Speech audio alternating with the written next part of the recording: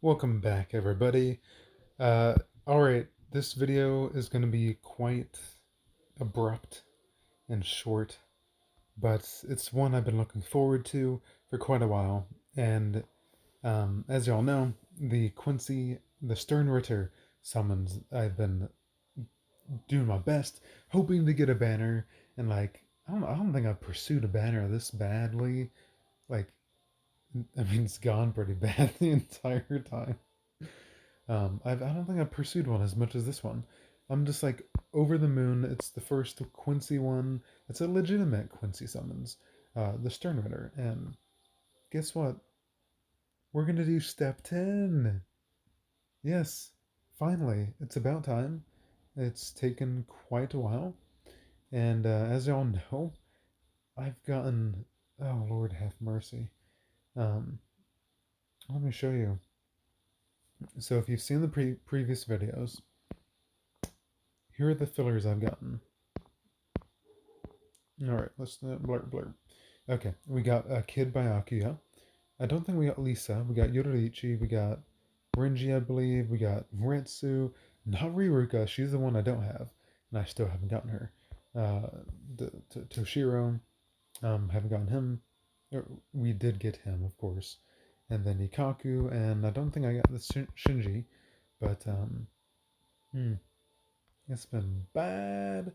But hey, maybe our luck is gonna turn out better. Maybe not. Usually, I think to do these videos separately, not separately. I I don't know. I just have this inkling that it doesn't go well, but hey, it could. So, without further ado, this is step 10. This is the last one. I don't have anything else to scrape up spirit orbs with, so this is the final one. And RNG. RNG. 5 star.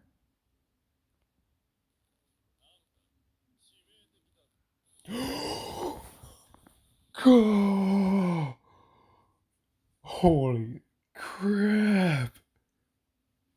Yo. Yo. Yo. Oh my gosh. Oh. Oh. Oh my gosh. My dear heart. Oh my goodness.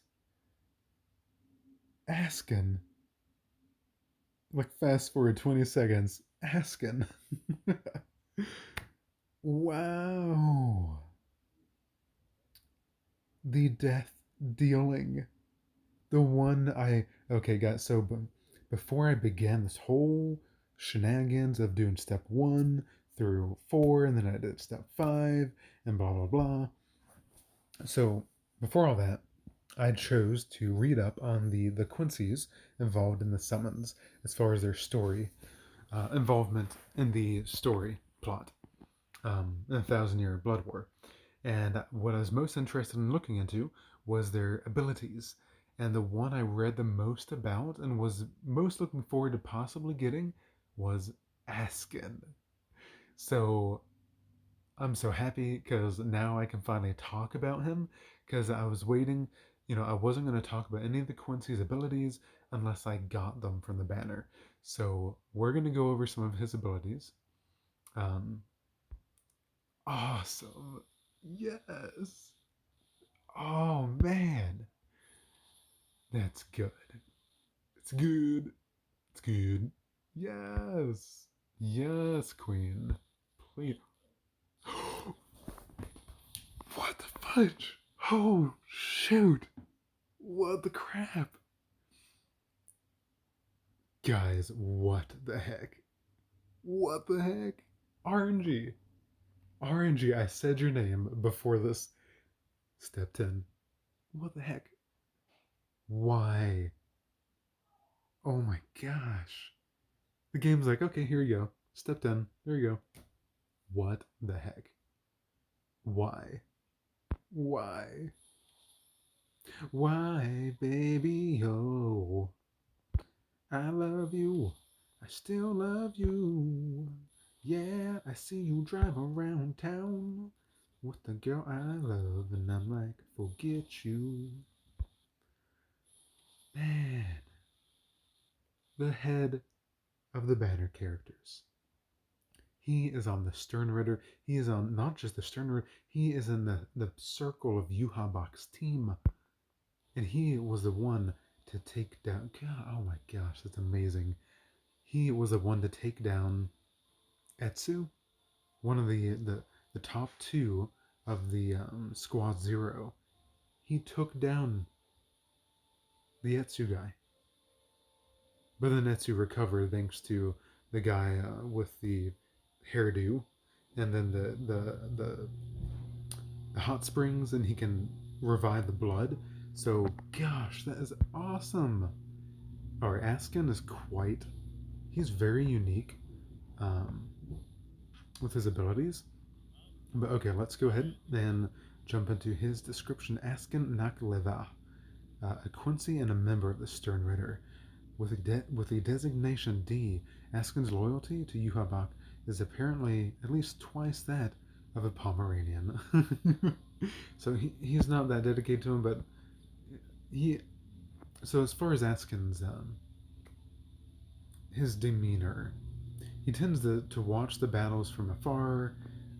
He's very. Mm, he's a laid back. He doesn't seem to like insinuate to stir trouble, but he can trick people.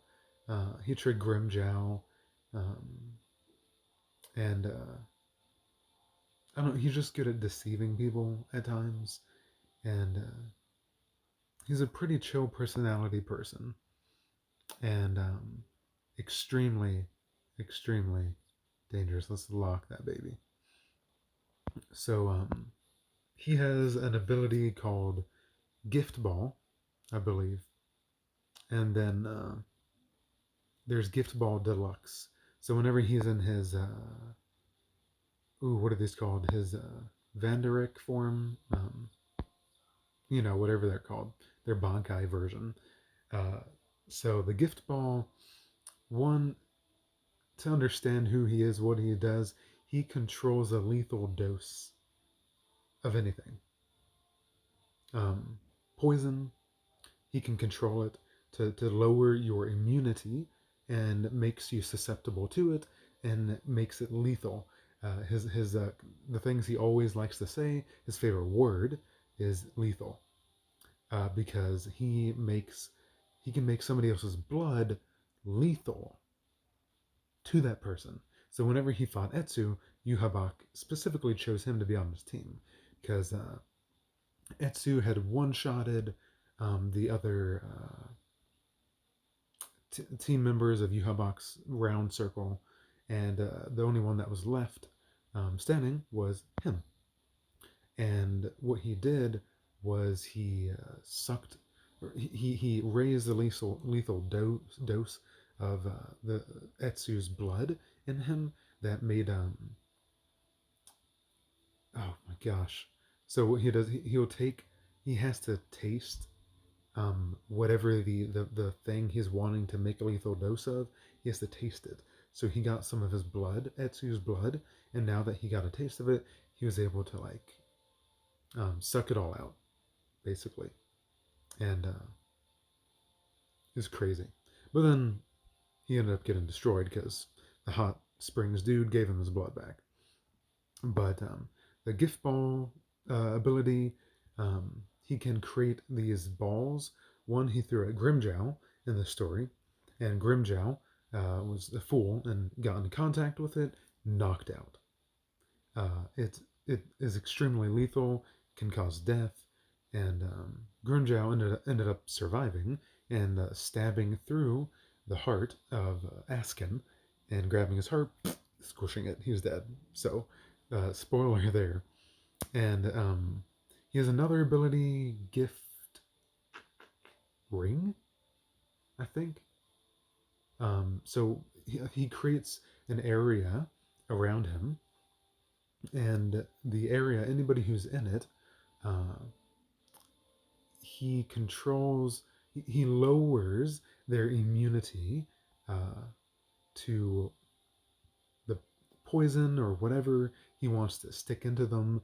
And Urahara, uh, whenever he was fighting him, I believe Urahara kind of caught on to it, and I think he escaped it the first time, but near the end of the battle, he was in the ring, uh, and was, I think he died or was near dying or something like that. Gosh, I haven't read it in a bit. But then the things on his back, those like web things right there, those are, it's another ability of his Bankai thingy. Um, I forgot what that does, but there is one ability I know specifically as to what it does. So you know how the Thousand Year Blood War, Urahara, um, we're going to pull him up here. You know how he has stitches on his eyes? And there he is. So you see in the picture up there, in his picture and in his character, he has stitches on him. So what happened was when Askin went into his Bankai thing, he used the gift ring deluxe, I think, and so he concentrates and creates a ring, and it is a special attack you see in this game, and he creates this massive purple ring, and it has one big ball on it, and he shoots it at the person. And so Urahara didn't know how to dodge it or something. I don't know what he was doing, but basically it shrinks to the size of like, where's the camera? Like that big, a small little ring, and it zooms in, and he hones it in on whatever piece of the body he chooses, and completely raises the dose of lethalness to an unbelievable level that it destroys that organ. It destroys it completely. It's gone. And so he used it, and he threw it at Urahara, and it went into his eye. Like in the manga, you see a close up of his eye, and you see the gift ring deluxe right in his eye, and all of a sudden, his eyeballs just, they are blown up. They're gone, and I don't know if he attacked his organs too. Something may have happened there as well, but lethal hit. Urahara could have been dead, but thanks to his Bankai in this uh, form, he summons that thing in the background, and that thing, he can restructure things to function um, in a better way. And he made his arm. He was about to punch Askin, and Askin didn't expect anything powerful to come from his punches, and he restructured his arm, and then he punched him and he went flying through buildings. It was ridiculous. And Askin caught on pretty quick to his ability because he started unstitching Askin's arm, and he jumped away real quick, and he realized in that moment there's a range limit to Urahara's Bankai. So he's like, as long as I stay away, I'm fine. But during the battle, Askin got distracted, and then all of a sudden, out of his chest comes an arm, and his heart is in that arm, bloody, and the veins coming out. And you know whose arm it was? Grimjow. Grimjow survived the attack he had from Askin before, and you know how he did it? He snuck up on it by using his restructuring Bankai ability to stitch the ground and create a path for Grimjow to go through and pop out undetected. And in that moment, stabbed through Askin's heart and squishes it. And he's dead. So that's what happened to Askin.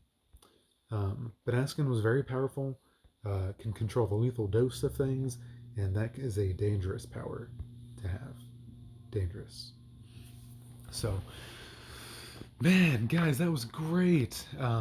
If you want better details, look up the wiki, search Askin on Google. And there's like a Bleach wiki website. It's really cool. Read up on it. He's pretty fun. But if that's anything, guys, remember this is Simmer over here, and I'll talk to you all next time. Ciao.